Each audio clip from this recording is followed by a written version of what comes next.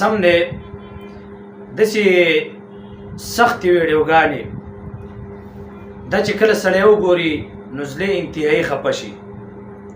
ګوره دا خلک دا دومره سخته تېروي په خپل ځان باندې د خپلو فیملی ممبرز دپاره چې دومره غټ لرګی تاسو وګورئ دی ته دا په یوازې باندې چوتئ په یوازې باندې او بوډا دی ګیرې سپینه ده دا د خپلو بچو دپاره دومره سخته تېروي انتهایي سخته.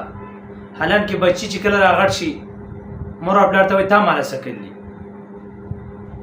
د مور او د پلار یوې شپې ته یو منټ ته که دا زوی تمام عمر دعاګانې وکړي دا زوی که تمام عمر سخته تېره کړي خو د بیا هم د مور او د پلار یوې سختې ته نه رسي.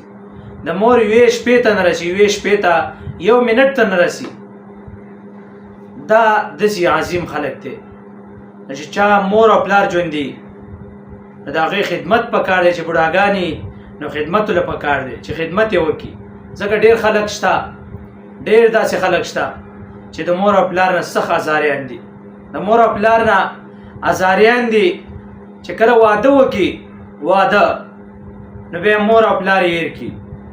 مور او پلار ته بیا مور او پلار نه ښکاري د ښځې په وجه باندې هغه ښځه چې که دا له لږ شی رانه وړي لږه خبرې د خاوند ونه مني نو تا ماله څه کړي تا ماله څه کړي ټول عمر در زه خدمت کوم او تا ماله څه نه دي کړي.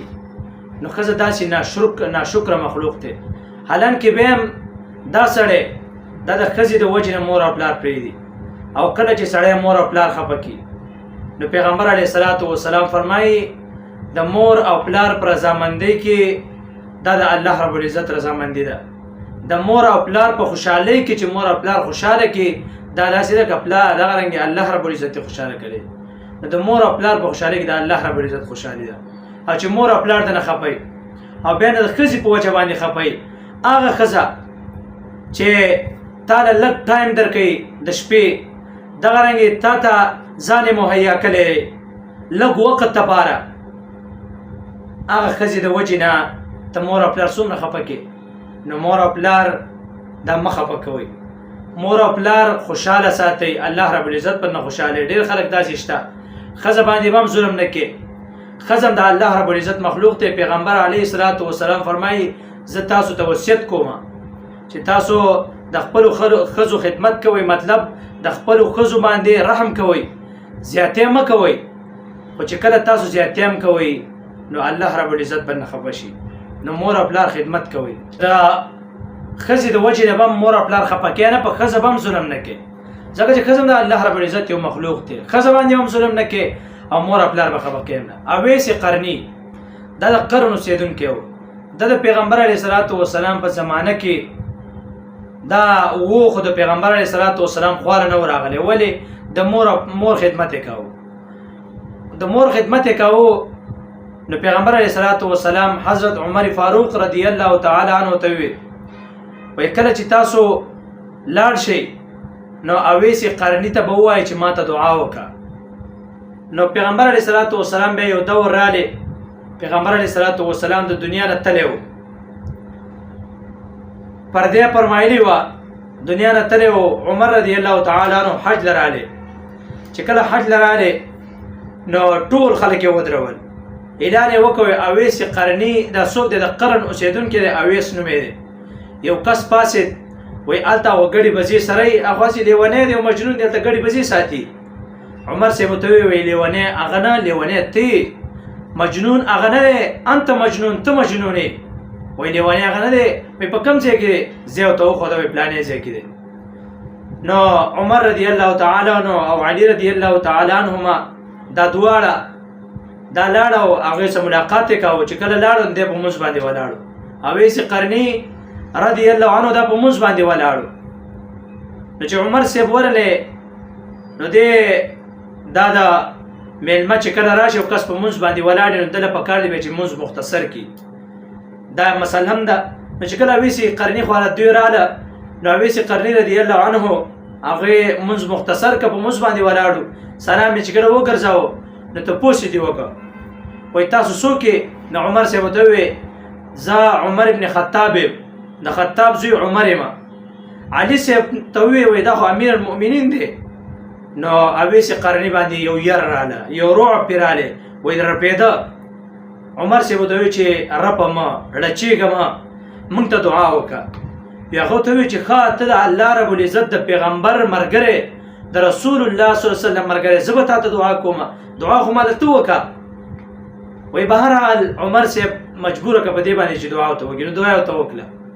هغه اویس قرني صحابي ته دعا کړله. هغه صحابي که دا تمامه دنیا د اویس قرني د داسې خلکو نه جمع شي، هر ځای کې او هر څوک اویس قرني په شانې بزرګان شي، بیا هم د یوې صحابي د خپو دوړې ته نه رسي. هغه ته وایي ته ماته دعا وکړه. عمر صاحب ورته وایي دا ولې د مور خدمت کړی و. هغه د مور خدمت په وجه باندې دا پیغمبر علیه الصلاة والسلام خوا درانه چې پیغمبر یې لیدلی وي، د مور خدمت یې کاوه. نو دې په وجه باندې به الله رب العزت دله لوی درجه په قیمت کې ورکړي، په دنیا کې بله ورکړه.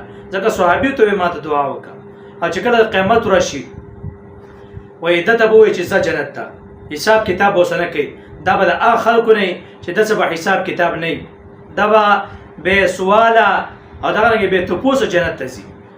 چې کله جنت دروازې له ورشي الله رب العزت به ودرېږي، وایي ودرېږه. چې کله ودرېږي دا به یا الله ته وایي یا الله تا خو ما ته ووایي چې ته جنت ته ځه، اوس مې ودرولم دا ولې؟ الله ته فرمایي ای اویس قرني ته یوازې جنت ته مه داخلېږه. شاته پام وکړه چې څومره خلک ګوته داسې تاو کړه چې څومره خلک ستا د ګوتې د لاندې رااله، هغه ټول ځه جنت ته بوځه. دا د چا د برکته؟ دا د مور د خدمت د برکته به الله رب العزت دله دومره لویه درجه ورکړي. نو دا هغه خلک دی چې دا سختې تېروي، بیا هم خلک د هغې خدمت نه کوي.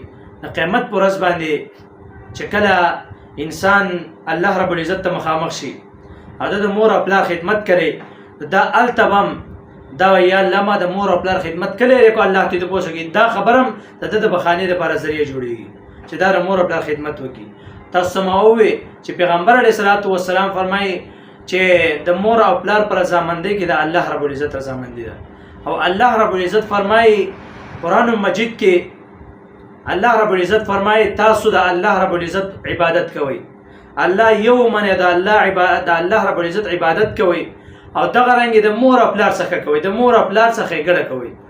بل آیات کې الله رب العزت فرمایي اف ولا تنهرهما، تاسو ولا تقل لهما اف ولا تنهرهما، تاسو د مور او پلار ته قدر اف قدر هم مکوئ. بیا وهل شو، کنزل شو، رټل شو، دا رنګې نورې نیغې خبرې کول دا خو مکمل حرام دي. ځکه چې الله رب العزت فرمایي چې تاسو مور ته اف هم مکوئ. چې مور دې یو کار وکړي او ستا په طبیعت باندې ښه نه ته وایي چې اف مورې داسې چل وکړه، او پلاره داسې چل وکړو او داسې چل کې، دا داسې خبرې کول مور او پلار ته دا ناجایز دي، دا حرام دي. ګوره تاسو ته ما ووایي د مور او پلار چې کله ناراضي وي نو الله رب العزت باندې ناراضي وي. او نن سبا په دې دور کې تقریبا 90% به ووایو چې 90% خلکو نه مور او پلار خفه دي. مور او پلار ژوندي دي، د ښځې په وجه باندې مور او پلار خفه کوي. نو د ښځې په وجه باندې مور او پلار مه خفه کوئ. دغه رنګې د اولاد په وجه باندې مور او پلار مه خفه کوئ. دغه رنګې د ملګري په وجه باندې پیغمبر علیه الصلاة والسلام فرمایي قیامت ته به نږدې داسې خلک راشي چې د ملګري د وجې نه به خپل پلار خفه کوي، د ملګري د وجې نه به خپله مور خفه کوي، مور او پلار به ته سپک ښکاري د ملګري د وجې نه. او نن سبا تاسې وګورئ چې ملګري د خوا ته راسي، داسې ملګری چې لږ مالدارې ښې کپړې، داسې ملګری د خوا ته ناست او پلار دې راشي او پلار زړې کپړې اغوستې، نو ته په ایمان وایه ته هغه ځای کې په پلار باندې شرمېږې که بیا نه شرمېږې. هغه ځای کې بیا که تا ته مور خبره وکړي نو ته مور ته ګډې وډې وې که نه وې. دا زموږ د معاشرې دا د قیامت ته نږدې به دا خبرې راځي او دا خبرې اوس راغلي دي. دې وجې نه مور او پلار مه خفه کوئ. زه تاسو ته یوه خبره کوم، مور او پلار که خوشحاله کړله نو تاسو به خوشحاله یې. که مور او پلار دې نه خفه وو نو قسم دی الله